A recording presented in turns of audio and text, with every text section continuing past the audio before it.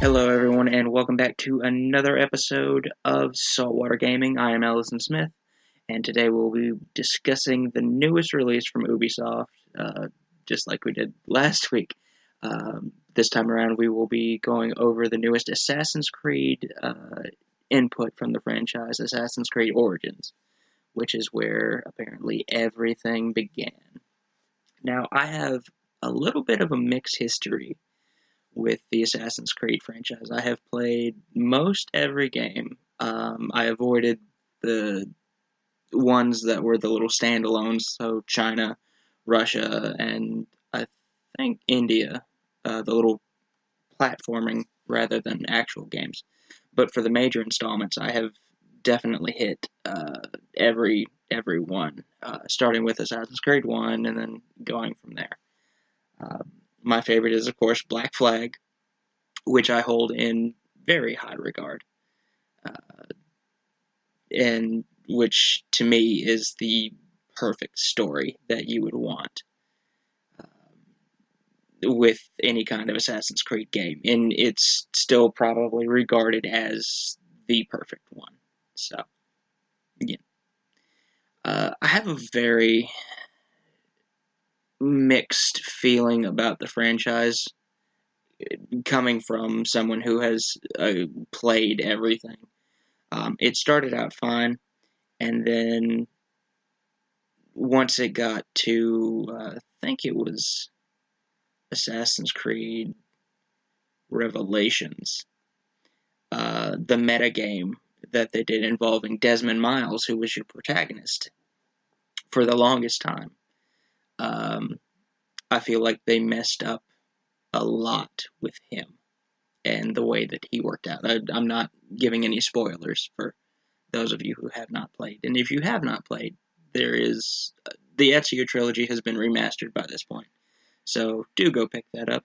Black Flag is available on your current gen consoles and your past gen consoles. And there's also a couple others that you need to fix into.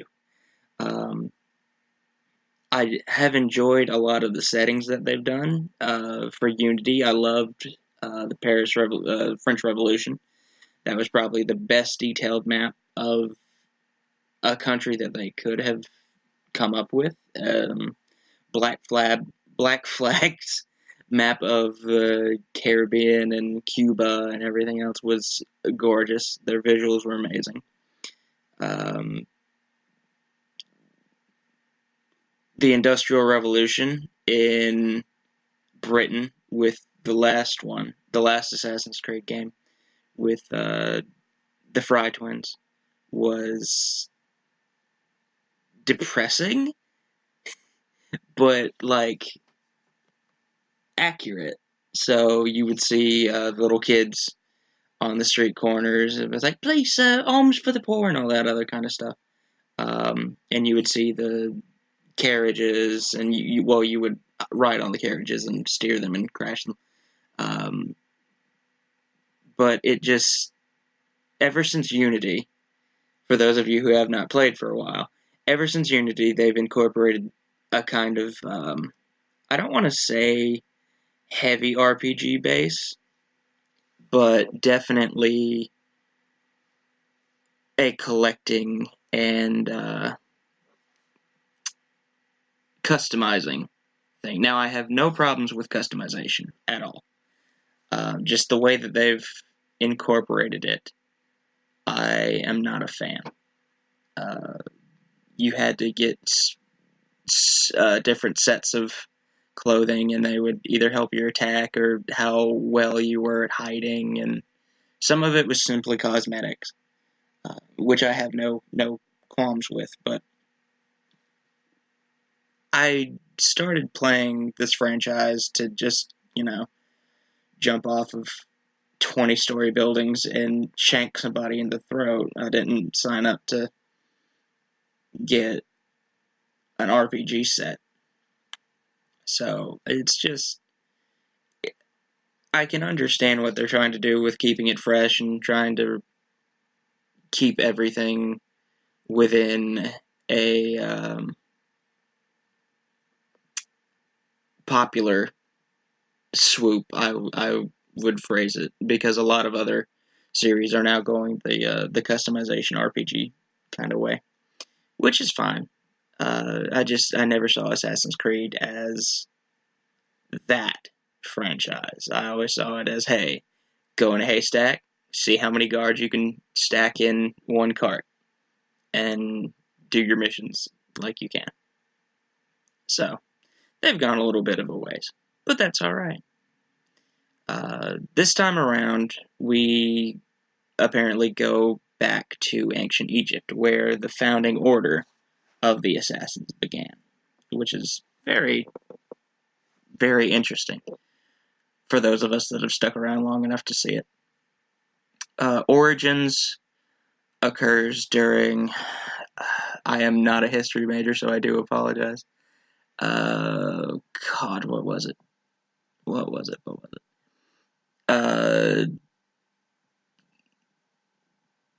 Cleopatra is involved in it, so there's a slight spoiler. Cleopatra's there. It's set in ancient Egypt during, I believe, the Ptolemaic period. I don't know how that's pronounced.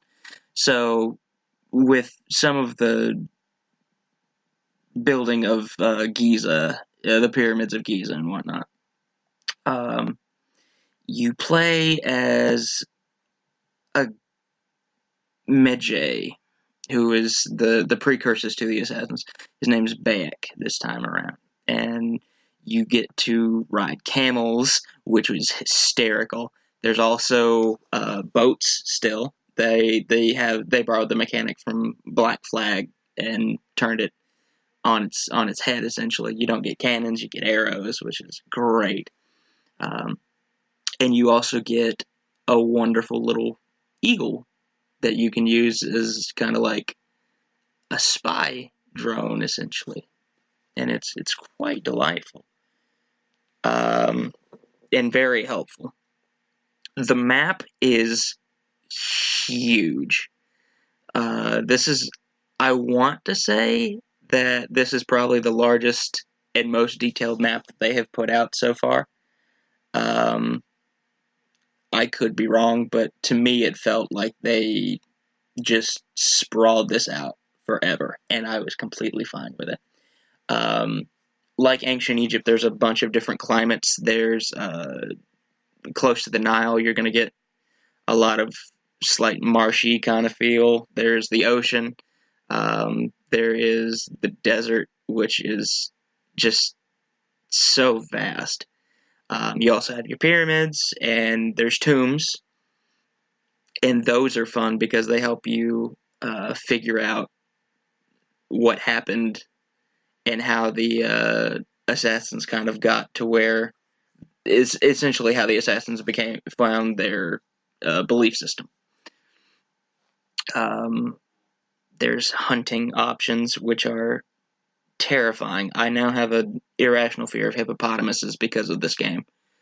And it's very much a well-crafted game. Normally, what Ubisoft would have done is they would have handed off Assassin's Creed about once a year. For a while, it was either once a year or once every 2 years, which for a series, I would not have done that pacing. And for a while, a lot of the fans were just like, "Well, we need to wait longer.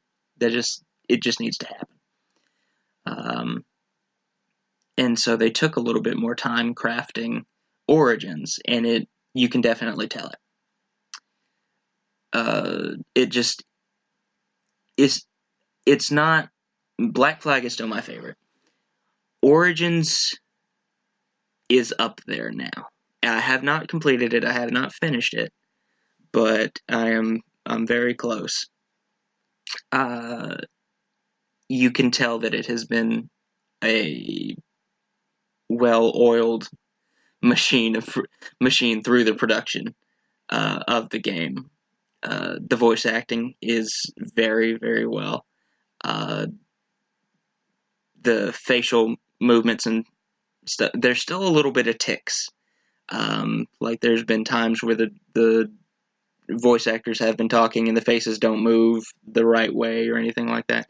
But that's also, day one patch that just needs to be done, and that's common for a lot of Ubisoft. There's been a couple glitches. I will not lie. There's been a couple glitches, but at this point we're used to that, and a simple patch will fix them. Overall, I'll let y'all know how it fares overall. In the meantime, here's Mike to tell you again about what's going on with Eventide Entertainment, and I will see you back shortly. Are you into making music, videos, or podcasts? Are you a local comedic talent in need of some much-needed publicity? Are you a behind-the-scenes professional interested in audio-video production, graphic design, and public relations? Eventide Entertainment is actively seeking talents, clients, and professionals to help our business grow into something truly special. And we want you to be one of those. For more information, go to facebook.com/Eventide Entertainment or send us an email at eventideent@gmail.com. All right, and we are back, and welcome back to Saltwater Gaming. Okay, so overall review. The controls are still good. It's a lot more seamless with running and jumping, and it feels a lot more natural. Your dungeon and tomb exploits feel like you're just going through an obstacle course, and your reaction time with the character are much more fluid. Your weapon selection is it's not limited. You now get legendary and rare and common weapons and all this other kind of stuff. Again, incorporating a little bit more of an RPG feel. That, to me, it's not bad, but it's not good. I'm very neutral when it comes to those changes. You get legendary weapons through the story. You can find a couple of them in the tombs, but they're just it's like a destiny drop essentially. There's a couple that you really want, but you'll be okay to make do. There's no longer just, hey, here's a sword and an axe, and you can just go and do whatever you can with them. Now you have a hitbox program apparently.